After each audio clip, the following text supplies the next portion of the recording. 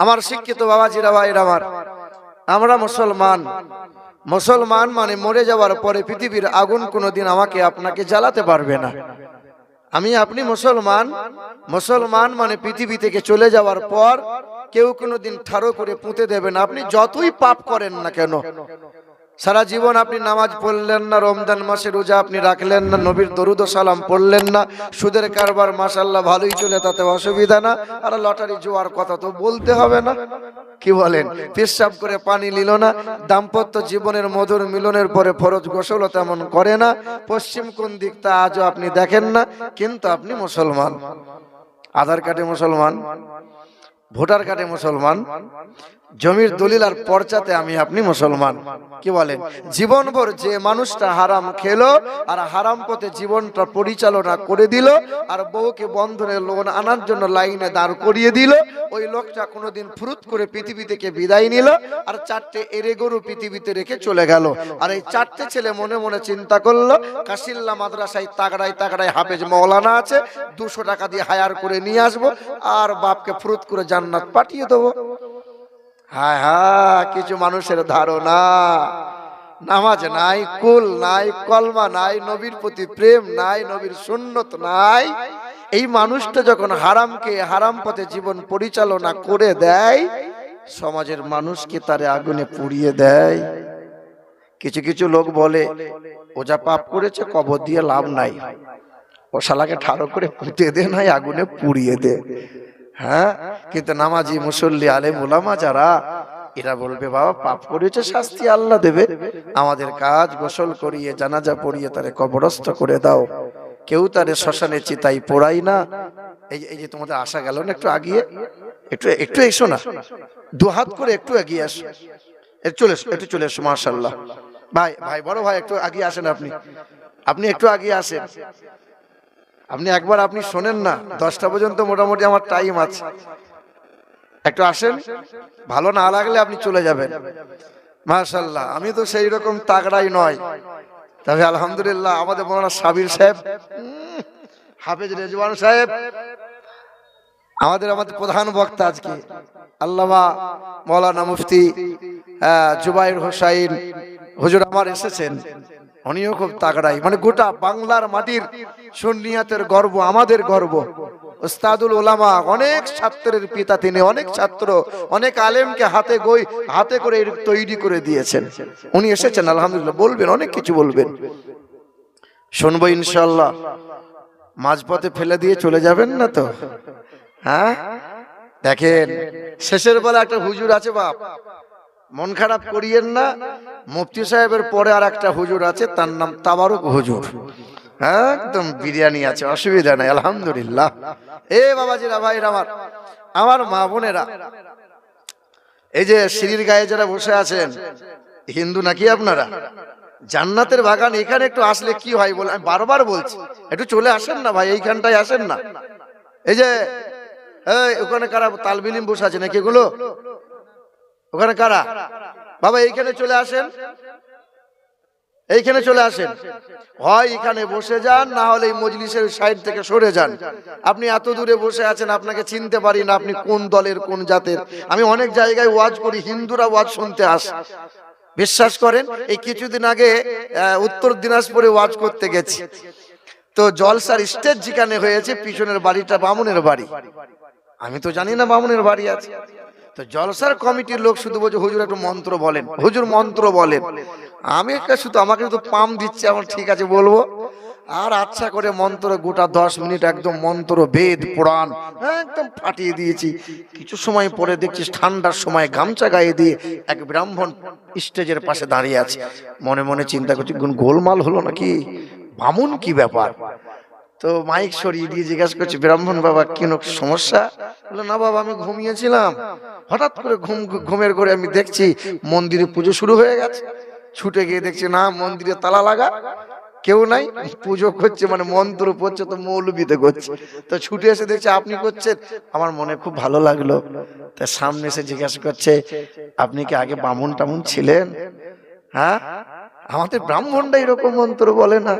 ভাইরা আমার, আপনি মুসলমান, বাপদাদু মুসলমান, বংশ পরম্পরা আপনি মুসলমান। অনুরোধ করছি আপনাদের, অযথা ঘোরাফেরা করিয়েন না, অযথা ঘোরাফেরা করিয়েন না, এত দূরে আপনি বসিয়েন না। আপনি এমন ভাবে বসে আছেন মনে হয় সকালবেলা আপনার নানি মরেছিল। অত দূরে কেন বসবেন? একটু জান্নাতের বাগানে একটু গায়ে গা লাগিয়ে বসবেন না। না না, অসুবিধা নাই, কষ্ট নিয়েন না, এটা অনুরোধ। আমি আপনার ভাই। ফেরেশতাদের মাঝে জান্নাতের বাগানে তার বান্দাগুলোকে বেছে বেছে নিয়ে তারই পবিত্রময় জায়গায় তারই কথা বলার, তারই কথা শোনার তিনি সুযোগ করে দিয়েছেন। সেই মহান মালিকের দরবারে উচ্চস্বরে কালামে শুকরিয়া আদায় করে মুক্ত কণ্ঠে বলি আলহামদুলিল্লাহি রাব্বিল আলামিন। আব্বা একটু আগে আগে আসেন তো, আপনার মুখ দেখতে পাচ্ছি না, একটু চলে আসেন, চলে আসেন আমার আব্বা, একটু আসেন। আমার যুবক ভাইরা একটু আগে আসি। আজরা দাঁড়িয়ে আছে ভাই, পাছায় যদি ঘা না হয় একটু দয়া করে বসে গেলে খুব ভালো হয়। আমার মুখের ভাষা কিন্তু খুব খারাপ বাপ, একটু চলে আস। কিছু লোক এমন জিনিসের প্যান্ট পরেছে ও মাল বসতে পারবে না, আর কিছু লোক মনে মনে চিন্তা করছে মালের ওয়াজ যদি ভালো হয় তবেই বসবো, না হলে টুক করে সরে যাব, অসুবিধা না। হে বাবাজির আমার, আর তবে মাদ্রাসার জালসা এরকম মেলাতলা না দিলেই পারতো বাবা। জালসা দিয়ে কতটা কামিয়াবি হবে তা আমি আমিরুল ইসলাম বলতে পারবো না। আর মেলাতলা দিয়ে যে আজোড়া বাঁশ পাবে মাদ্রাসার কমিটি সহজে ছাড় পাবে না। কি বলেন? দেখেন না, যুবক ছেলেরা শুধু বলছে আল্লাহ বছরে 4 বার করে জলসা হোক আল্লাহ, আর এরকম মেলাতলা হবে, আমাদের সুযোগ হবে। ফোন নম্বরটা একবার দে, ফোন হবে। কত ছেলে কত মেয়ে সুযোগ নেবে, বলো বলো। আমার শিক্ষিত বাবাজি, এই যে একটু আগে আসা যাবে না বাপ? আপনাকে বাপ বললাম গো। হায় হায়, এই মৌলবীরা যে কত বাপ, কত মানুষকে যে বাপ চাচা, কত মানুষকে যে বলে। একটু আগে আসেন আব্বা, চলে আসেন না, চলে আসেন, আলহামদুলিল্লাহ চলে আসেন। আরে আমি পার্টি করতে আসি নাই, রাজনীতি করতে আসি নাই, মেম্বার হওয়ার জন্য কাশিল্লা মাদ্রাসায় আসি নাই। আমার 5000 লোক লাগবে না, আমার 5টা মানুষ হলেই যথেষ্ট হবে। 5000 লোক যদি আমার জনতা হয়, আমি আমিরুল ইসলামের তেমন লাভ হবে না। আর আমার 5টা লোক শ্রোতা যদি হয় তবু আলহামদুলিল্লাহ, 10,000 লোক হলেও আলহামদুলিল্লাহ। কারণ আমার তো বেশি লোকের দরকার না, কারণ আমাকে ভোটে দাঁড়াতে হবে, রাজনীতি নেতা হতে হবে, এমন তো কিছু না বাবা। কি বলেন? জান্নাতের বাগানে জান্নাতি মানুষ যারা, মুমিন মুমিনা যারা, এই জান্নাতের বাগানকে মূল্যায়ন করবে তারা। কথা বলেন না কেন? আপনারা ধান চাষ করেন না? করেন না? যার ভেতরে চাল থাকে না তাকে কি বলেন আপনারা? পাতান বলেন। আমাদের বর্ধমানের ভাষায় বলে আগরা। জি হ্যাঁ, নদিয়া জেলার ভাষায় বলে চিটে। শুনছেন? কিন্তু মাল একটাই, সে আগরা বলেন আর পাতান বলেন আর চিটে বলেন। ওই যার ভেতরে মাল থাকে না তাকে পাতানি বলেন। ওই ফুটবলকে জিজ্ঞাসা করেন না, ফুটবল তোকে সবাই লাথি মারে কেন? বলে ভেতরে শুধু হাওয়া ভরা, কিছুই মাল নাই। কি বলেন? ভেতরে কিছু। মা বোন আবার বলে ধানগুলোকে সেদ্ধ করার জন্য ওই পাতানগুলো ফেলে দিও না, জ্বালানি করতে হবে। আল্লাহ বলছে জাহান্নামের আগুন কাঠ কয়লা দিয়ে জ্বালাবো না, আমি আল্লাহ ওই পাতানগুলো দিয়ে জ্বালাবো। পৃথিবীর জমিনে যতদিন আছেন বাপ, পাতান হয়ে বেঁচে লাভ নাই। যতদিন পাতানো হবেন, ভেতরে মাল ফাঁকা রাখবেন, ততদিন বেঈমানের হাতে মার খাবেন। পৃথিবীর জমিনে যতদিন বাঁচবো, ইমানদার মুমিন হয়ে বাঁচবো ইনশাআল্লাহ। আল্লাহ পাক আমাদের সকলকে কবুল করে নেন, জোরে বলি আল্লাহুম্মা আমিন। আমার শিক্ষিত বাবাজিরা ভাইরা আমার, আমরা মুসলমান। মুসলমান মানে মরে যাওয়ার পরে পৃথিবীর আগুন কোনোদিন আমাকে আপনাকে জ্বালাতে পারবে না। আমি আপনি মুসলমান। মুসলমান মানে পৃথিবী থেকে চলে যাওয়ার পর কেউ কোনোদিন ঠাড়ো করে পুঁতে দেবে না। আপনি যতই পাপ করেন না কেন, সারা জীবন আপনি নামাজ পড়লেন না, রমজান মাসে রোজা আপনি রাখলেন না, নবীর দরুদ ও সালাম পড়লেন না, সুদের কারবার মাশাআল্লাহ ভালোই চলে, তাতে অসুবিধা না। আর লটারি জোয়ার কথা তো বলতে হবে না। কি বলেন? পেশাব করে পানি নিল না, দাম্পত্য জীবনের মধুর মিলনের পরে ফরজ গোসল তেমন করে না, পশ্চিম কোন দিক তা আজও আপনি দেখেন না, কিন্তু আপনি মুসলমান। আধার কার্ডে মুসলমান, ভোটার কার্ডে মুসলমান, জমির দলিল আর পর্চাতে আমি আপনি মুসলমান। কি বলেন?